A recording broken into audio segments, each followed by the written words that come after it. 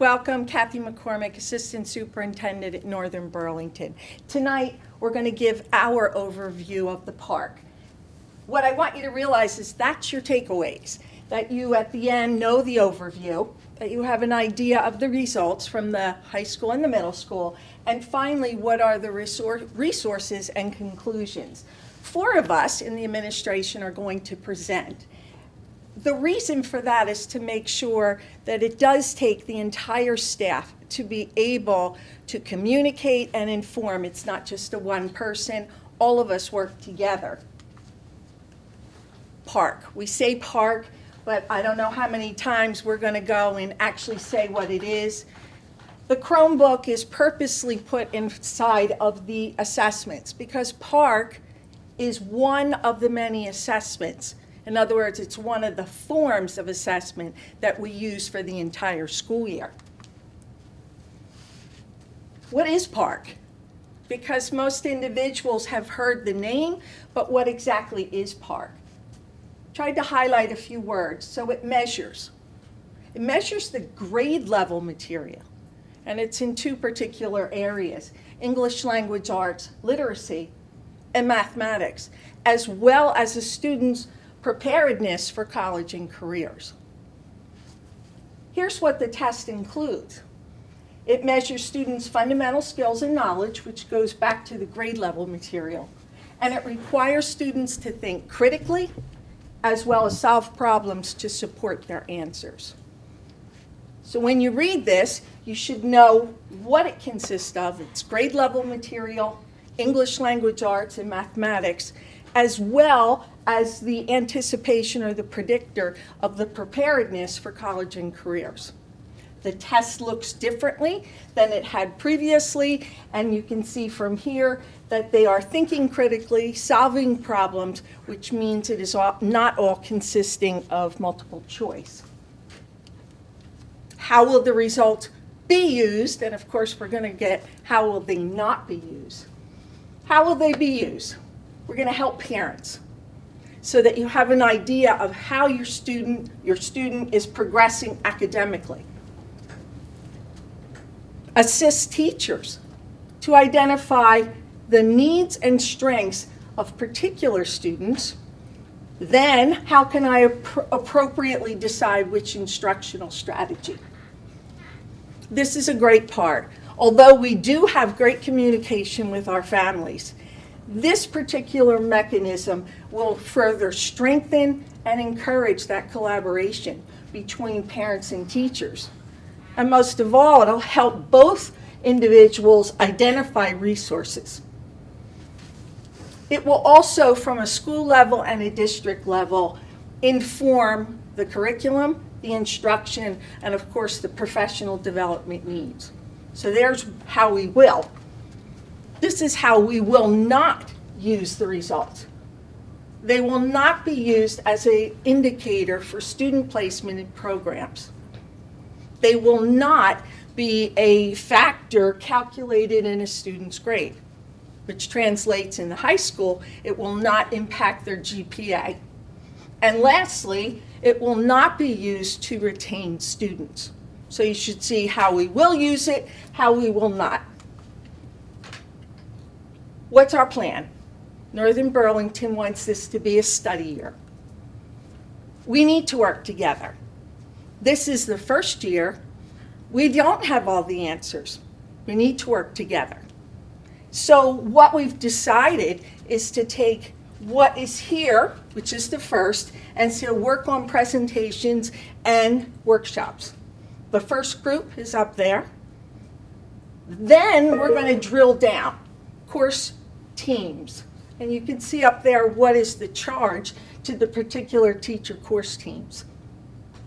From there, we will definitely take that and go to school level meetings. So we're going to compile all of their findings.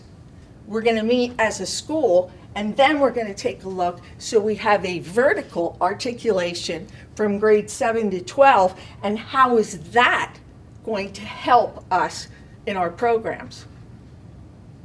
Of course, the individual student score reports are going to be mailed. You can expect them as parents. That's why the workshops. our teachers and administrators will be able to assist you to understand them. I do want to say it again, we're going to learn this together. We do not have all the information.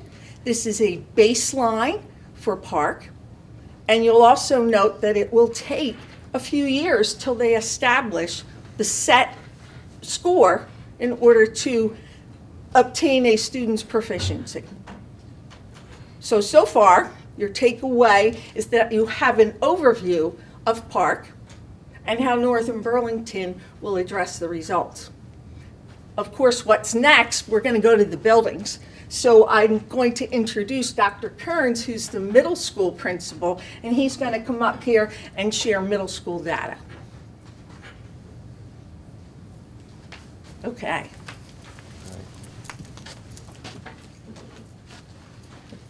Thank you, Dr. McCormick. Good evening as well. My name is Andrew Kearns. I'm the principal of Northern Burlington Middle School, and I present to you tonight the PARCC scores for the middle school, and then after I'm done, Dr. Lopez from the high school will come up and do the same for the high school scores. These are the graphs, and they'll appear on the website shortly, but in terms of just some information, you see it's broken down red, orange, yellow, green, and then dark green. The red is did not meet, the orange is partially met the standards, yellow is approaching, the light green has met the standards, and the dark green has exceeded the standards. And you'll see there's a bar chart that indicates, people that exceeded, met, approached, partially met, and did not meet. And below it are these numbers. These numbers represent the percentages that go, the one on the far right, these are the numbers that exceeded, dark green. So here it's 20%.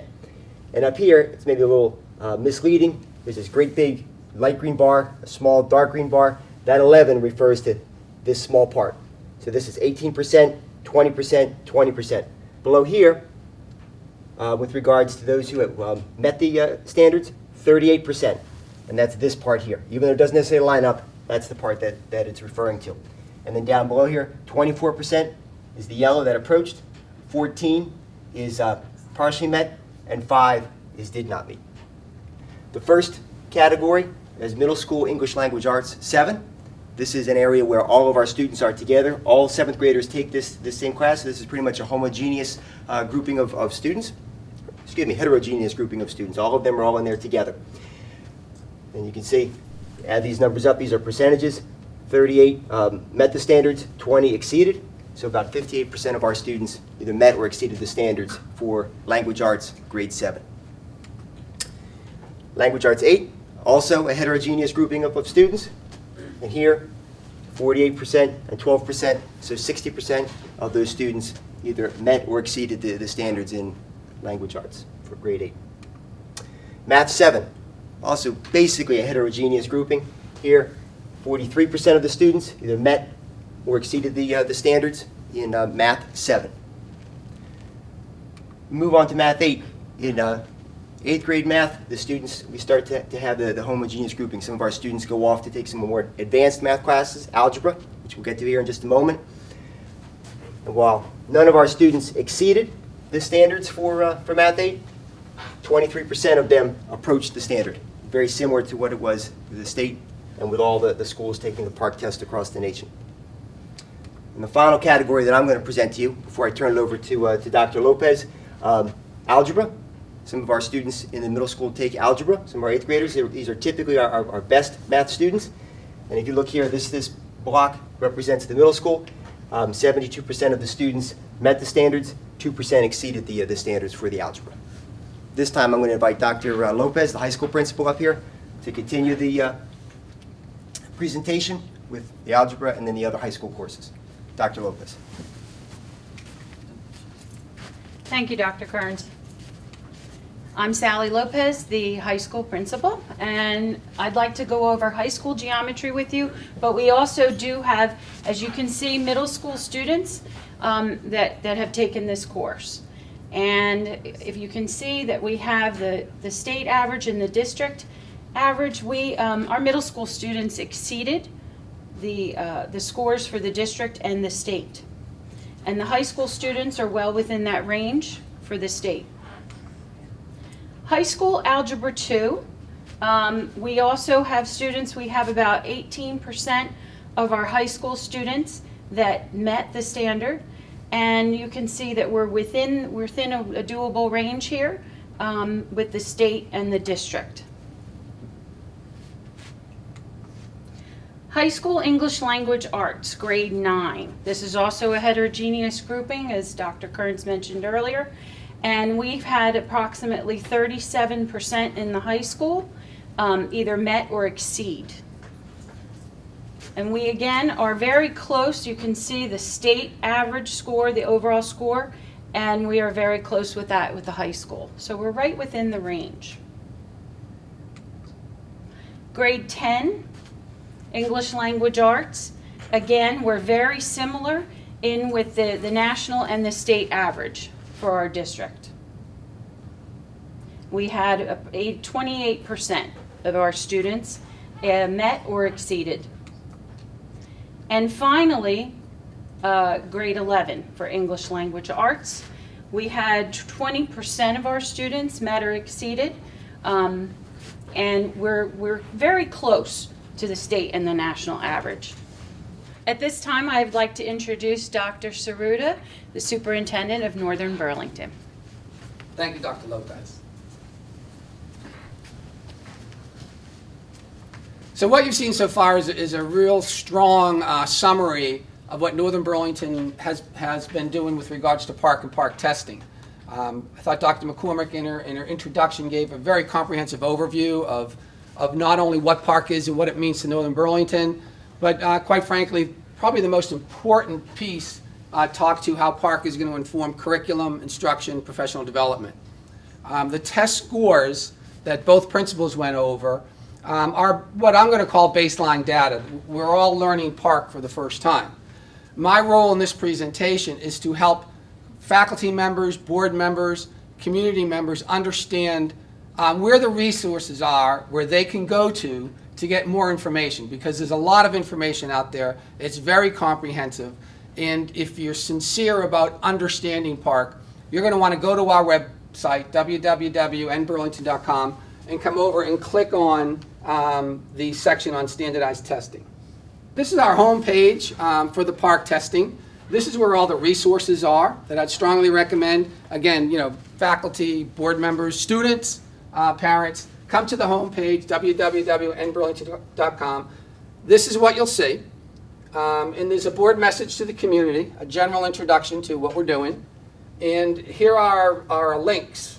So if you want to see the specific PARCC results that both principals presented today, simply click on PARCC results for 2015. And there they are. In 2015, be reminded that the test was given in the spring of 2015.